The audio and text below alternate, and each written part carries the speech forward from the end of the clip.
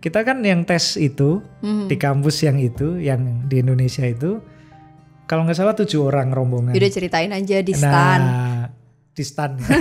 Jadi sempat keterima di stan dan dia tuh nggak melanjutkan kuliah di stan. Padahal semua orang tuh pada pengen kuliah di stan. Semua orang pada pengen kuliah di kampus teknologi yang terkenal di negara itu. Kenapa sih kamu waktu itu nggak ngambil itu?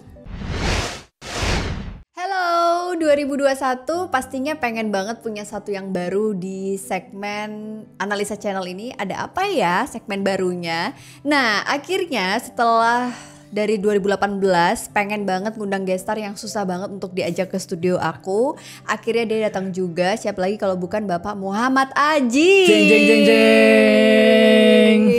Apa kabar Pak? Alhamdulillah baik. Lama gak ketemu ya. Nah ini baru berapa jam ya. Jadi ini salah satu momentum yang aku tunggu-tunggu karena kita rencananya dari 2018 pengen banget. Udah 2 tahun ya? Iya. Ini udah 2021 loh. Ya hampir 2 tahun karena 2018 akhir waktu itu sempat banyak netizen yang minta untuk bikin konten bareng sama suaminya Analisa. Nah ini teman-teman pemirsa, ini adalah suaminya Analisa. Silakan perkenalkan diri Bapak. Bismillahirrahmanirrahim. Kayak mau pengajian. Yo, jadi nggak usah perkenalan ini ya, terlalu formal semua kayaknya. Sering aku tag di Instagram, everybody knows yang punya Instagram tapi nggak pernah posting. Nah ini kita mau bikin postingnya kan di IG story. Oh iya IG story doang ya. IG fitnya insya Allah tahun ini. Kayaknya soalnya pandemi kemarin kan prihatin tuh, jadi itu tanda prihatinnya tuh jarang posting aja. Tapi banyak yang nyangkain suamiku tuh sosok yang cool, yang berwibawa, yang berubah sih iya sih ya, tapi aslinya sebenarnya ya teman-teman lihat sendiri lah. Kita pengen di segmen ini tuh kita sama-sama menjadi diri sendiri. Makanya mungkin nanti kalau ada berantem-berantemnya ya mohon maaf ya pemirsa. Enggak ada lah, enggak pernah berantem. Kita cuma beradu pendapat, itu namanya brainstorming ya kalau dalam rumah tangga kita. Oke, ini namanya segmennya adalah Kopi Panas.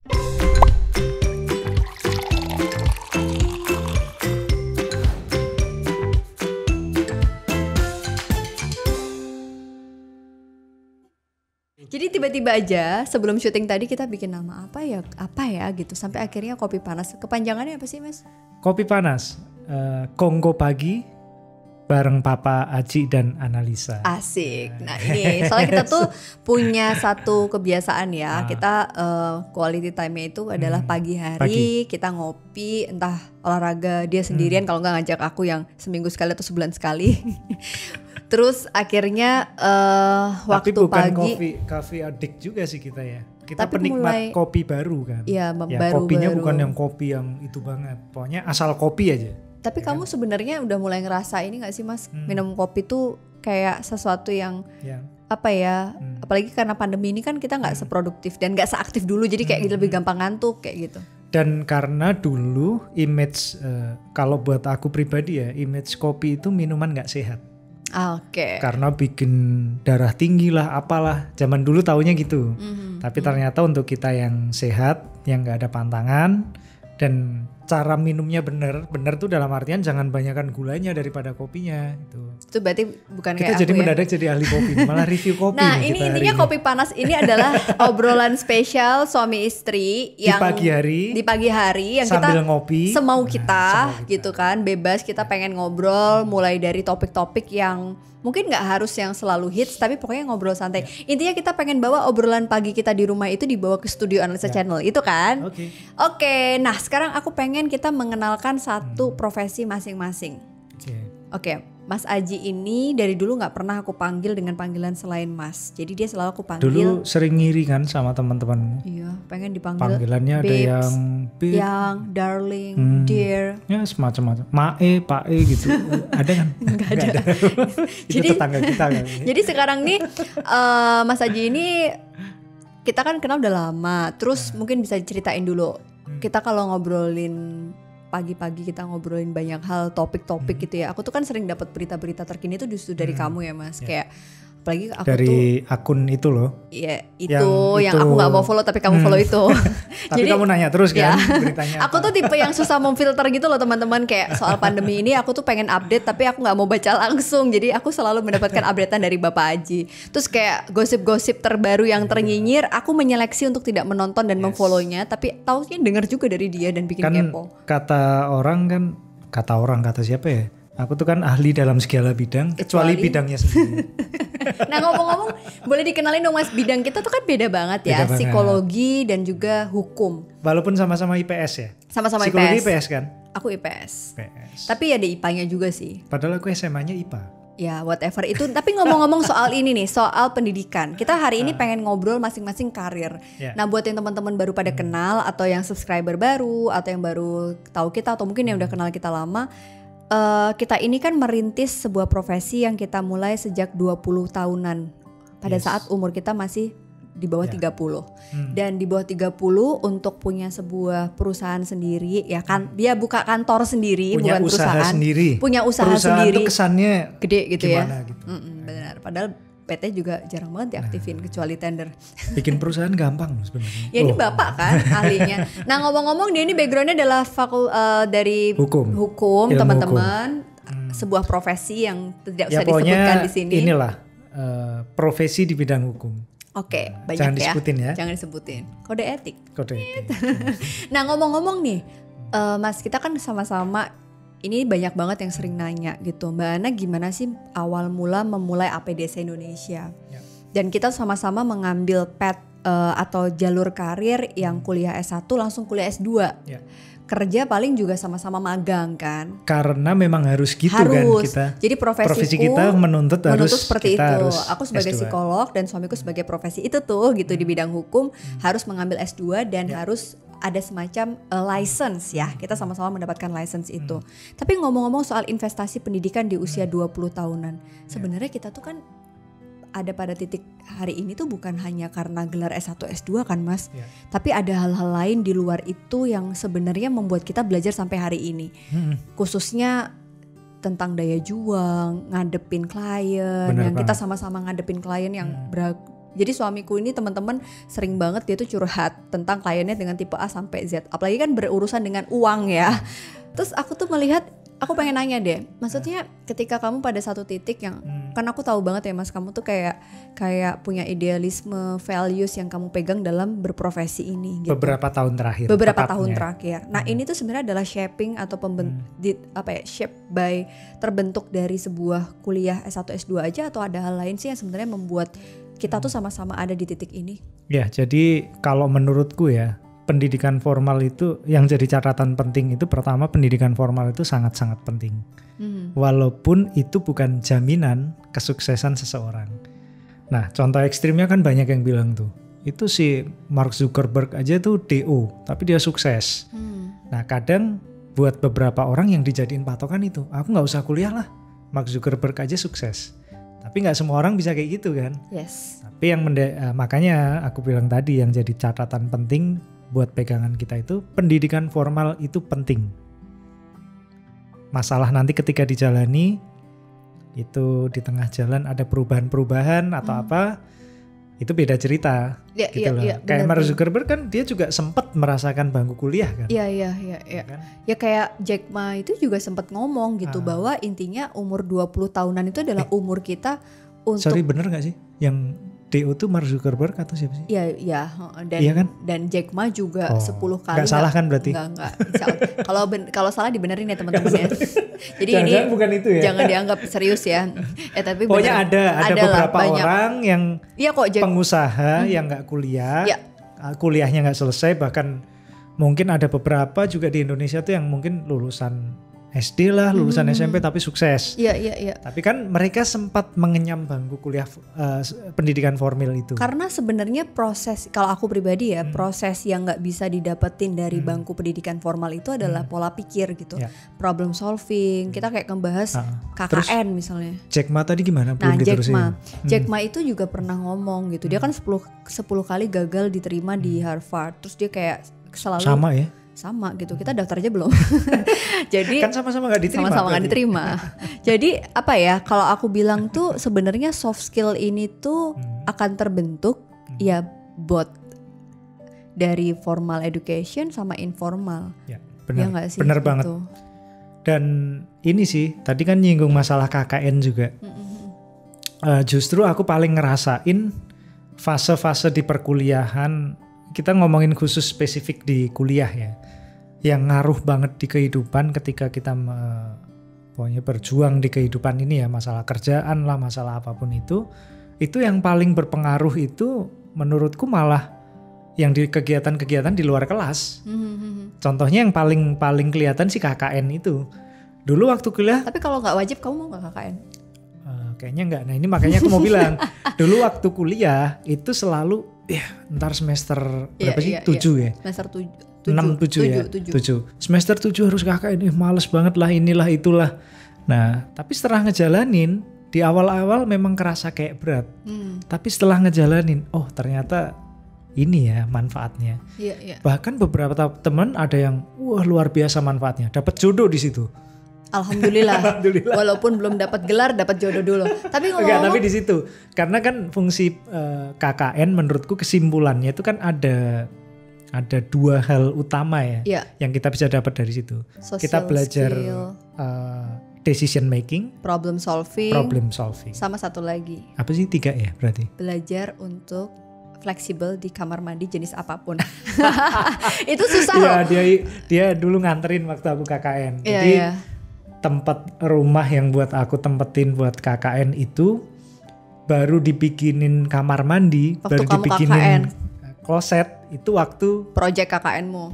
Kita mau KKN di situ. Nah. Sebelum itu orang-orang situ nggak tahu tuh di mana. Tapi terlepas KKN kan masuk dalam formal education juga kan, itu syarat lulus gitu.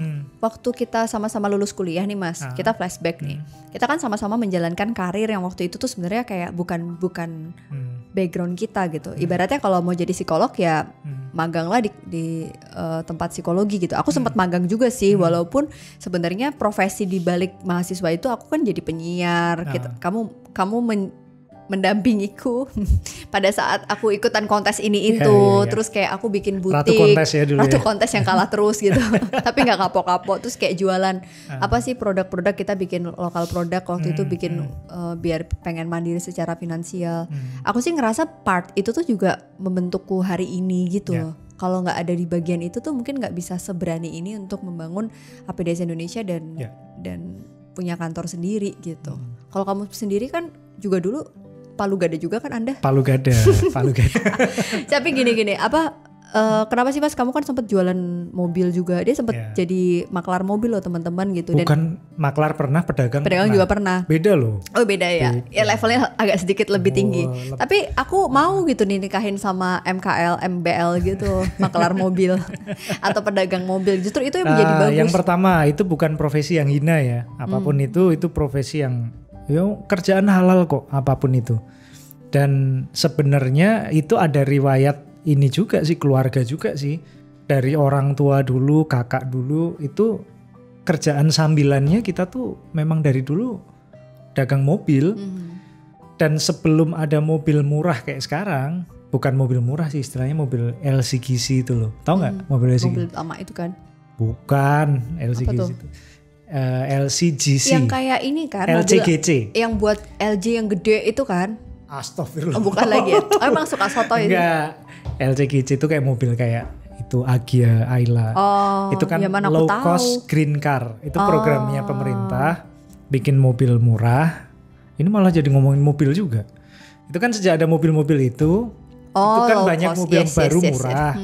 Jadi sekarang mobil bekas itu relatif harganya lebih jeblok, nggak kayak dulu, karena orang lebih mending beli mobil baru walaupun mungkin kelasnya atau kualitasnya di bawah yang dapatnya bekas itu, tapi kan dia dapatnya baru dengan uang gitu. Tapi ngomong-ngomong dari situ nih, dari kamu jualan mobil itu, Mas, itu kan untuk mandiri secara finansial. Nah, kalau kita ngomongin tentang peluang karir di luar jurusan, ini buat teman-teman yang galau gitu, possible nggak ya kalau misalnya pengalaman bisnis yang dulu kamu lakukan, pengalaman part timer yang aku kerjakan, bisnis yang aku kerjakan, itu relate nggak sama profesi kita hari ini. Kalau aku sih relate banget kayak networking. Ya, jadi nerusin yang tadi kan. Jadi kan jadi ya karena dulu adanya pengalaman dan riwayat di keluarga pernah bisnis sambilan itu, jadi punya skill nih di situ.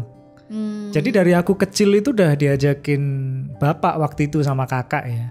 Itu ngelihat mobil bekas, cara tahu mobil bekas tuh kayak apa, ngeceknya kayak apa. Jadi itu kayak melekat menjadi skill.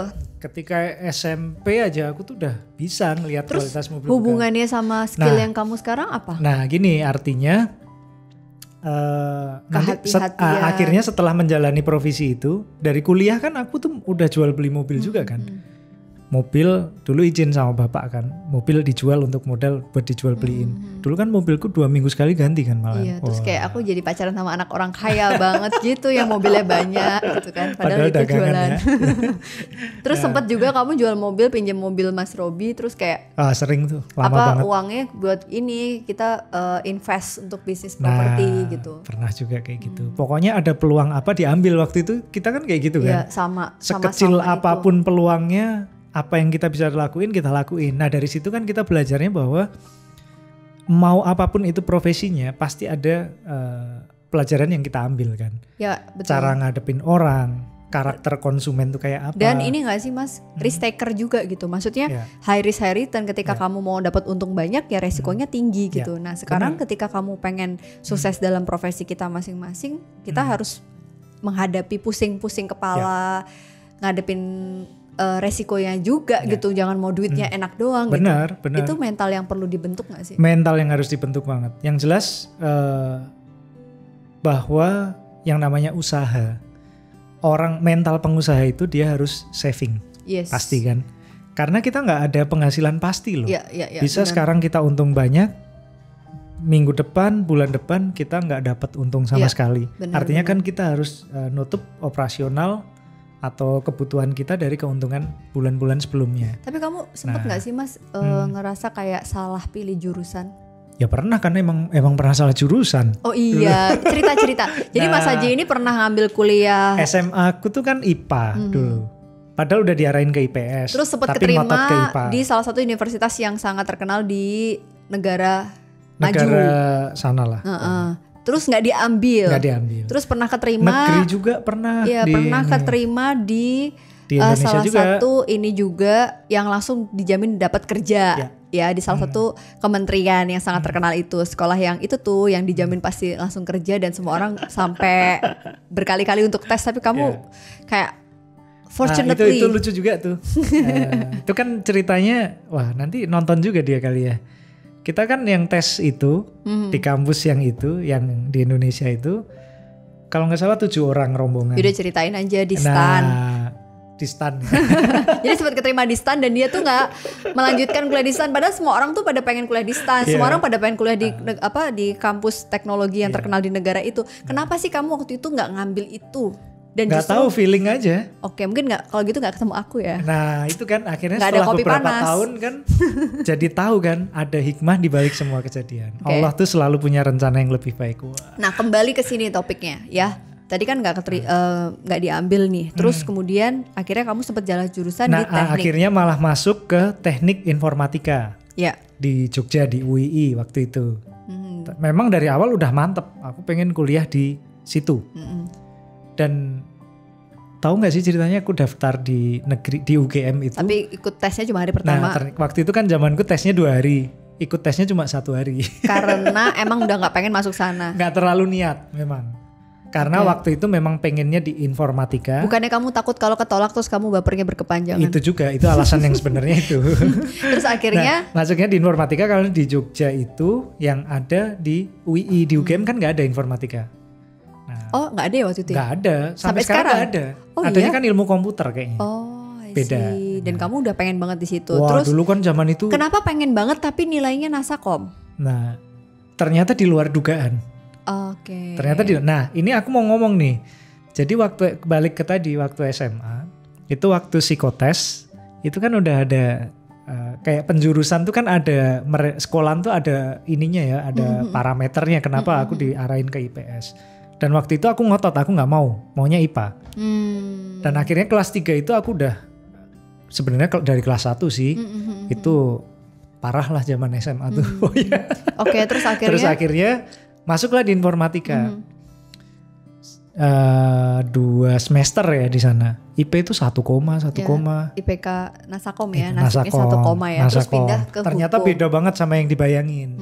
Karena nggak nurut orang tua tuh. Nah, orang tua selain sekolah dulu udah ngarahin di IPS, orang tua juga udah ngarahin untuk masuk hukum aja. Untuk masuk hukum aja, nerusin bapak lah, inilah itulah. Tapi nggak maksa orang tua. Jadi, orang tua kita tuh alhamdulillah kan nggak pernah ini ya. Jadi ini ya, karena kamu nggak mau dihukum. Ya, nggak mau dihukum. Nah, akhirnya setelah hampir 2 semester kuliah di informatika, ngelihat temen nih. Ada yang kuliah di hukum, kayaknya kok kuliahnya asik, enak. Sempat nyoba masuk ke kelasnya sekali. Wah, nyambung nih. Wah, oke nih kayaknya pindah. Nah, itu terus akhirnya masuk ke pindahlah di tahun kedua tuh ke Fakultas Hukum UI. Aku udah sering dengar ceritanya. Kita mengambil hikmahnya ya. Sebenarnya pengen restory juga gitu bahwa. Tapi sebenarnya ada cerita menarik loh di situ. Apa tuh? Yang aku nggak tahu. Tahu sih sebenarnya. Dulu waktu IP Nasakom itu ada temen juga yang IP-nya Nasakom, si Edu itulah. Iya, menarik. Moga-moga nonton nih di sini. Jadi dia dia itu sama-sama kita udah janjian nih. Nah si Edu ini bapaknya juga kebetulan dosen Fakultas Hukum juga di UII juga, di mana yang tempat kita mau pindah ini, kampus yang kita mau pindah. Kita udah janjian nih. Duh, ayo kita pindah ke hukum. Oh beneran nih janjian, udah oke. Di waktu pendaftaran tiba-tiba dia nggak jadi daftar. Alasannya bahwa bapaknya si Edo ini dia menyampaikan bahwa ngapain pindah kuliah. Padahal dia dosen hukum, beliau dosen hukum ya. Harusnya kan seneng nih anaknya mau satu jurusan lah, satu bidang ilmu lah sama anaknya. Seingatku menyampaikan bahwa ngapain pindah, alasannya apa? Nilainya jelek pak, gak bisa ngikutin dan seterusnya. Nah, akhirnya dinasihatin, kuliah dimanapun itu sama aja, jurusan apapun. Tapi ini poin kamu harus berjuang. Poin yang menarik tuh. Nah akhirnya singkat cerita dia lanjut kuliah di informatika, akhirnya nilainya bagus, sekarang jadi dosen di sana. Di luar negeri juga PhD. Melanjutin S2 S3-nya kan. Nah akhirnya dia sukses di situ.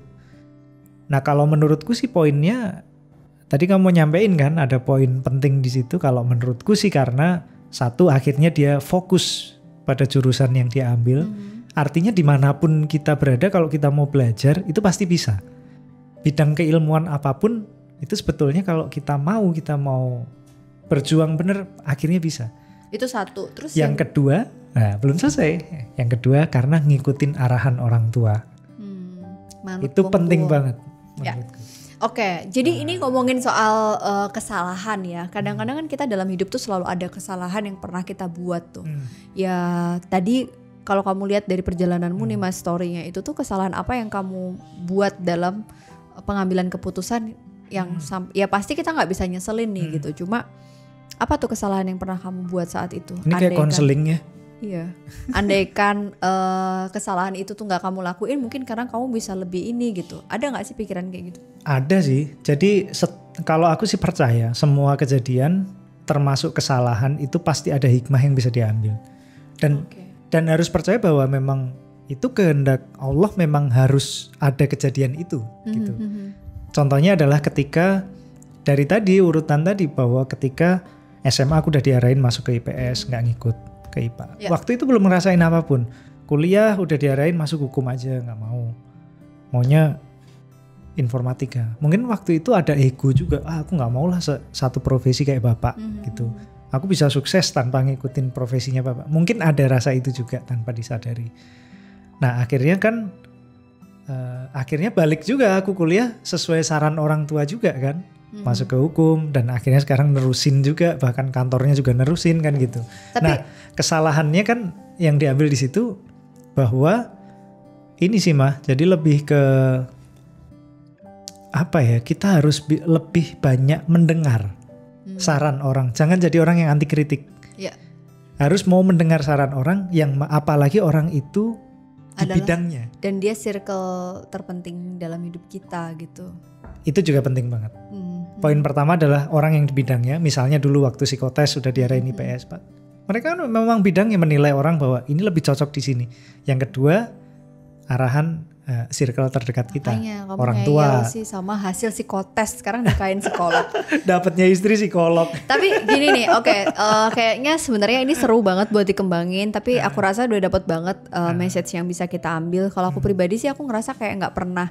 Kamu nggak nanya aku sih. Nah ini baru mau nanya. Kalau kamu apa? Ada nggak kegagalan? Kalau aku tuh nggak pernah padahal ngerasa. Setengah hidupnya dia aku kenal udah. Jadi tahu jawabannya apa sebenarnya. Aku tuh kayak ngerasa kalau kuliah psikologinya aku ngerasa nggak pernah salah ya. Aku ngerasa ya emang ini yang beneran. Tapi sempat ngeluh kan di tengah-tengah kuliah? Ngeluh kan manusiawi gitu. Aku sempat ngerasa berat, terus kayak kamu sempat komentar bilang, kamu mendingan kalau kuliahnya berat kayak gini ngambil kedokteran aja sekalian jadi dokter, karena dia tahu banget aku begadang dan lain sebagainya. Tapi so far sih kalau sekarang ya setelah menjalani ininya sih nggak ada sih Mas. Cuma aku merasa ya dulu kayak apa ya? Kayak ya walaupun semua udah ada yang ngatur, tapi ada satu hal yang sering aku sampein gitu, kayak lulus kuliah kerja dulu atau S2 langsung. Kalau aku nanya ke kamu kalau S2-nya nggak wajib karena license profesi, kamu S2 nggak? Agak lupa sih.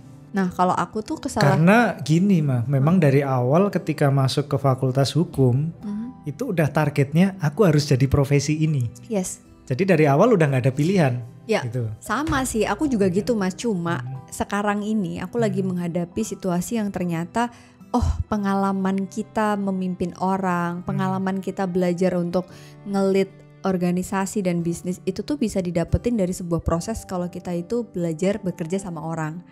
Nah itu poin yang sebenarnya aku miss nih di dalam prosesku. Tapi ya nggak ada pilihan. Mungkin kalau aku dulu kerja sama orang dulu dengan kondisi yang lama, belum tentu aku di titik sekarang. Benar. Artinya ya aku berusaha hari ini tuh untuk fokus dengan apa yang aku lakukan dengan hidupku, dan aku berusaha untuk mentoring sama orang-orang yang udah. Jadi aku baca buku menarik nih, Jay Stevie di Think Like a Monk. Intinya tuh kalau kamu pengen sukses, kamu tuh bergaulah sama orang yang pengen kamu jadikan sebagai masa depanmu.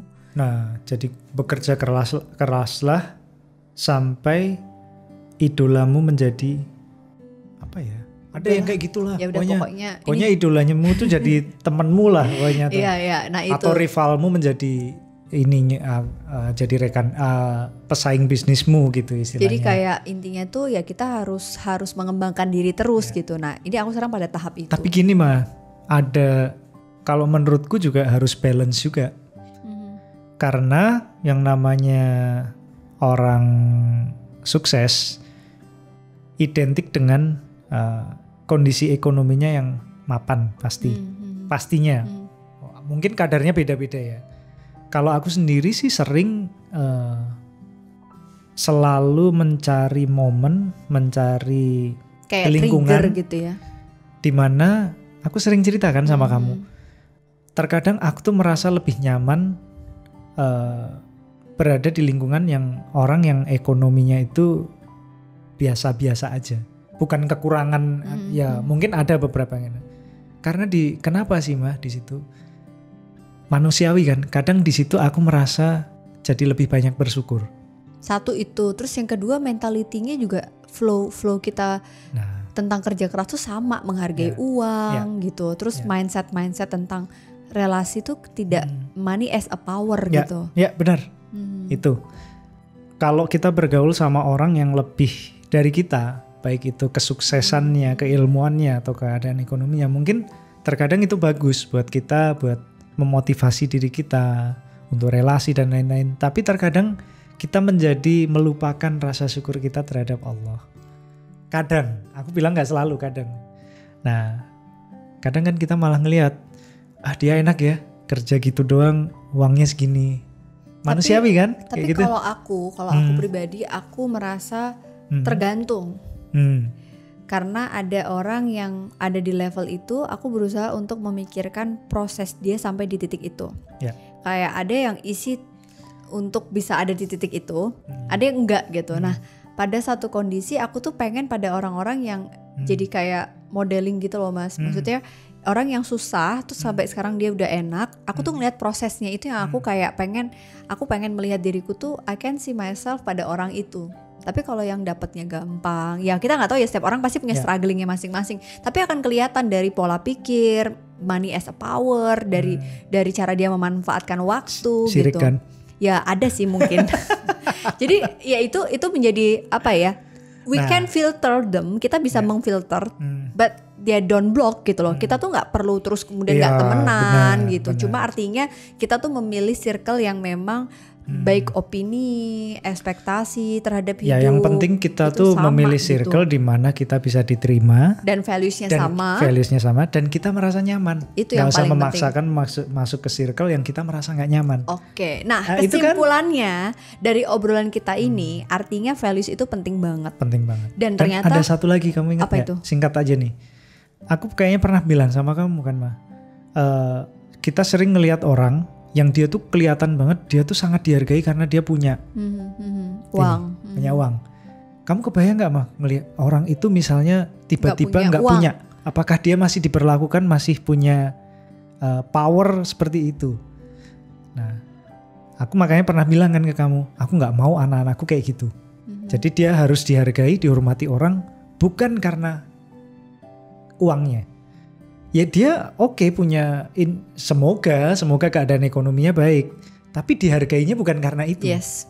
Adalah kalian pasti teman-teman pasti tahu lah. Ya itu artinya dia punya satu hal lain yang bukan power dia tuh, bukan satu-satunya uang itu. Dia. Benar. Oke, nah kesimpulannya nih teman-teman, jadi di usia 20 tahunan itu kita tuh boleh mengeksplor banyak hal. Harus. Dan aku melihat disambungin sama kata beberapa orang sukses gitu ya. Itu tuh selama 20% dan 30% keseharian kita tidak dihabiskan untuk fokus yang lain-lain tadi, silahkan, karena itu akan membentuk soft skill kita. Misalnya kuliah ya jangan sampai bisnisnya itu 70% waktunya habis buat bisnis, kuliahnya berantakan. Misalnya aku profesinya sebagai psikolog, kamu profesinya sebagai bidangmu, jangan sampai 70%mu habis untuk jualan mobil gitu. Nah itu yang aku dapetin. Dan selain itu ternyata kemarin waktu ngobrol sama Indra Syafri, Coach Indra, itu dia juga cerita, Mas, nyari atlet itu bukan dari hard skill yang bisa main bola, tapi ada satu poin yang aku tertarik adalah mental dan spiritual. Kelihatannya dari mana tuh? Itu akan kelihatan kalau dia berinteraksi gitu. Terus ya dari ibadahnya, dari pola pikirnya, attitude-nya, dan itu menurutku akan bisa terbentuk bukan dari sekolah formal aja gitu. Nggak semua orang edukasi yang formal setinggi itu dia punya mental dan spiritual. Nah itu. That's the point. Jadi itu closingnya. Kita bukan orang yang sempurna juga nih, kayak ngomongin orang aja. Ini kita pengalaman aja. Dan ini sebenarnya obrolan kita setiap pagi teman-teman. Berat ya. Kali ini agak berat, besok lebih berat. Enggak. Kita sih pengennya ngobrol santai, tapi ini kayak perkenalan dulu. Profesi kita itu obrolan santai kita emang kayak gini. Emang kayak gini kan? Gitu. Ya nggak tahu ya berbobot apa enggak, kan depends on persepsi masing-masing gitu. Mungkin beberapa orang receh banget lah obrolan kita ini. Iya, untuk yang ngobrolnya pakai riset-riset gitu ya. Tapi ambil yang baik-baik dan nggak usah diambil yang nggak baik. Oke, Kopi Panas episode 1 kali ini udah selesai barengan sama aku dan suamiku Muhammad Aji. Teman-teman bisa follow Instagramnya Muhammad Aji yang baru mau mulai posting tapi tiap hari ngomong gitu terus. Pokoknya 2021 posting. More posting ya. Dan aku juga pengen kan katanya mau kamu bajak IG-ku. Iya, aku pengen bajak IG terus aku posting. Jadi intinya sebenarnya gini sih, kenapa kita pengen bikin segmen Kopi Panas, kita pengen memberikan satu segmen baru di 2021. Jadi fix nih namanya Kopi Panas. Yes, Kopi Panas. Kalau ada pendapat, ada masukan, boleh silahkan komen di bawah. Nah, Kopi Panas ini mau ngomongin apa kalian juga bisa request ya. Sip. Yang jelas ini background aku psikologi, suami aku hukum, dan mungkin kita nggak harus ngomongin itu. Intinya kita pengen obrolan harus yang bermanfaat, edukasi, inspirasi, dan memberikan semangat baru buat teman-teman semuanya. Kapan-kapan kita undang bintang tamu deh. Yes, Rafa, Nasya atau Oke, makasih yang udah nonton. Thank you ya. Sampai jumpa di Kopi Panas di episode berikutnya. Bye.